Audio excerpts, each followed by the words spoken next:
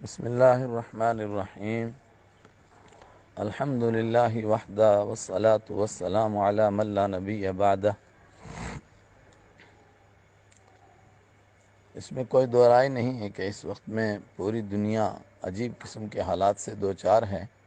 اور تاریخ انسانی میں پہلی مرتبہ شاید ایسا ہوا ہو، جتنا مجھے موٹے طور پر یاد ہے، کہ پوری دنیا بیک وقت اپنے گھروں میں محصور ہو گئی، قید ہو گئی، کوئی باہر نہیں نکل سکتا ہے۔ اور ایمان والوں کے لیے اس لیے زیادہ پریشانی کی بات ہے کہ ہمارے مالک نے، رب العالمین نے اپنی عجیب بے نیازی کا اظہار فرما دیا ہے کہ مسجدیں بھی بند، اور اس کا پہلا گھر ان اول بیت وضع للناس للذی ببکہ وہ بھی بند، اور مسجد نبوی بھی مقفل،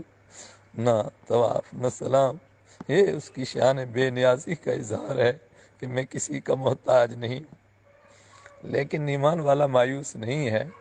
مسلم شریف کی حدیث ہے، اللہ کے پیارے نبی صلی اللہ علیہ وسلم نے فرمایا، عجبا للمؤمن، مومن کی عجیب شان ہے، اس کا ہر حال ہی بہت عجیب ہوتا ہے۔ فرمایا اس کو نعمت ملتی ہے، اللہ کا شکر ادا کرتا ہے تو وہ بھی اس کے لیے بہتر، اور اس کو بڑی سے بڑی مصیبت آئے اور اس پر یہ صبر کرے اور اللہ کی طرف توجہ کرے تو وہ بھی اس کے لیے بہتر۔ بلکہ قرآن پاک میں منافقین کا تذکرہ ہے کہ مدینہ منورہ میں جب ایمان والوں پر کوئی افتاد اور پریشانی آتی تھی تو منافق مذاق اڑاتے تھے اور انتظار میں رہتے تھے کہ ان پر کوئی مصیبت آئے۔ اللہ تعالیٰ نے فرمایا ان سے کہہ دو، قل هل تربصون بنا الا احدى الحسنيين، اے منافقو تم ہمارے بارے میں کسی بہتر ہی چیز کا انتظار کرتے ہو، مصیبت آئے گی وہ ہمارے لیے بہتر، راحت آئے گی وہ ہمارے لیے بہتر۔ قل لن يصيبنا الا ما كتب الله لنا، آپ ان سے کہہ دیجئے ہمیں وہی پہنچے گا جو پہلے سے ہمارے رب نے ہمارے لیے لکھا ہوا ہے، ہمیں وہی تکلیف پہنچے گی جو اللہ نے ہمارے لیے لکھی ہوئی ہوگی۔ اس لیے مومن اس موقع سے یقینی طور پر وہ فائدہ اٹھا سکتے ہیں جو اس سے پہلے شاید نہیں اٹھا سکتے تھے۔ ایک تو یہ ہے کہ یہ موقع ایسا ہے کہ ہر شخص اللہ کی طرف متوجہ ہے، موت کو اپنے سامنے دیکھ رہا ہے اور نہیں جانتا ہے کب زندگی کی شام ہو جائے اور کب سورج ڈوب جائے اور کس بے کسی کے عالم میں اس کی موت ہو جائے۔ ایسے وقت میں آدمی کو احساس ہوتا ہے کہ کل جب میں اپنے مالک کے سامنے کھڑا ہوں گا تو کیا لے کر کے جاؤں گا۔ ہم تو آخرت کے احوال میں پڑھتے تھے کہ بھائی بہن رشتہ دار ماں باپ سب بھول جاتے ہیں، کوئی کسی کو یاد نہیں رکھ رہا ہے۔ آج دنیا میں ہم دیکھ رہے ہیں ایسا ہو رہا ہے۔ اس موقع سے ہم فائدہ اٹھا سکتے ہیں اپنی تنہائی سے، اور اپنے تنہائی کو اتنا قیمتی بنا سکتے ہیں کہ جو مشغولیت کے زمانے میں کبھی ممکن ہی نہیں تھا۔ اور مجھے یقیناً احساس ہے کہ ہم میں سے ہر شخص کو جس کو ہلکا سا بھی ایمان نصیب ہے اس کو ضرور اس کی طرف توجہ ہے کہ میں کس طرح اپنی زندگی کو بدلوں اور میں کس طرح اپنے اندر انقلاب پیدا کروں۔ اس لیے کہ موت تو آنا یقینی ہے، ہمارے لیے کورونا سے موت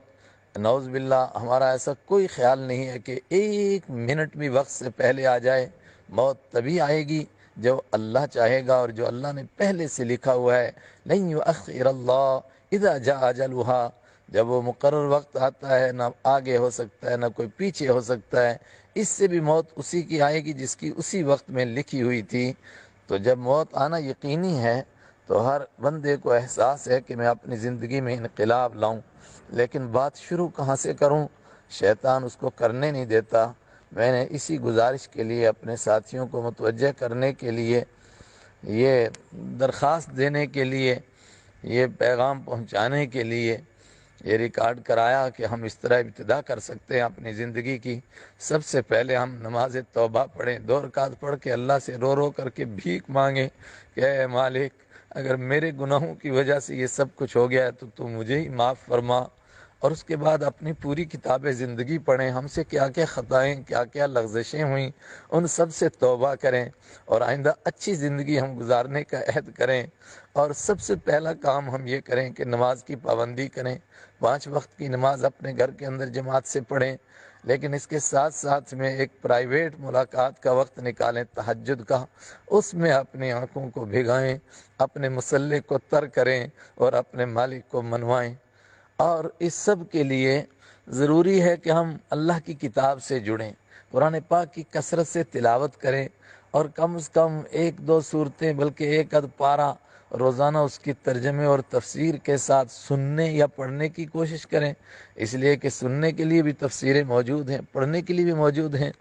اس تمام کے ساتھ ایک اہم کام وہ یہ کہ حضرت رسول اکرم صلی اللہ علیہ وسلم کی مبارک مقدس زندگی کا ہم مطالعہ کریں، ان کی زندگی کیسے حالات سے دوچار ہوئی، کس طرح ان کو گھسیٹا گیا، کس طرح مارا گیا، کس طرح مرے ہوئے اونٹ کی اوجڑی لا کر کے ان کی گردن پر رکھی گئی، ان کی دو بیٹیوں کو ایک ہی دن طلاق دی گئی، کس طرح طائف میں پتھر مارے گئے،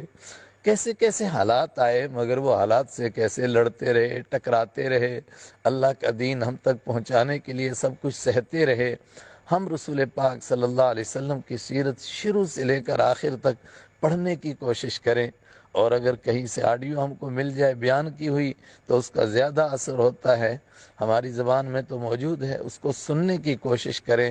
اس سے زیادہ اثر ہوتا ہے شروع سے آخر تک۔ پھر دیکھیں کہ اللہ کے حبیب صلی اللہ علیہ وسلم نے ایسے موقعوں کے لیے ہمارے لیے کیا رہنما اصول چھوڑے ہیں، اور سیرت پڑھنے سننے سے تین نعمتیں ہم کو انشاءاللہ یقیناً نصیب ہوں گی۔ ایک تو جب اللہ کے حبیب صلی اللہ علیہ وسلم کی تڑپ کو، آپ کے گڑ گڑانے کو، آپ کے اللہ سے بھیک مانگنے کو، انسانیت کے لیے رونے کو ہم دیکھیں گے تو ہمیں خود توبہ کی توفیق ہوگی، اور توبہ سے بند دروازے کھل جاتے ہیں۔ دوسرے، بہت کثرت کے ساتھ درود شریف پڑھنے کی توفیق ہوگی،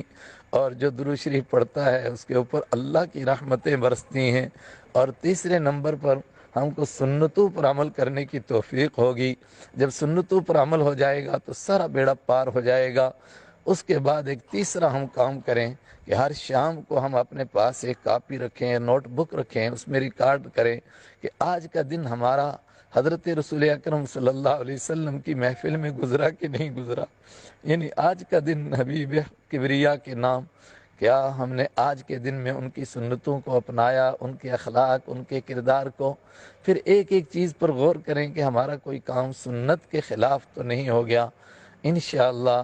اگر یہ جو ڈیڑھ ایک ہفتہ باقی رہ گیا ہے بند کا، ہم یہی اس طرح گزاریں گے تو ہماری زندگی میں وہ انقلاب آئے گا جو بند دروازوں کو کھولے گا، اور پھر انشاءاللہ بہاریں آئیں گی اور خزائیں جائیں گی، اور ہم دنیا کا ایک نیا ہی نقشہ دیکھیں گے۔ والسلام علیکم ورحمۃ اللہ وبرکاتہ۔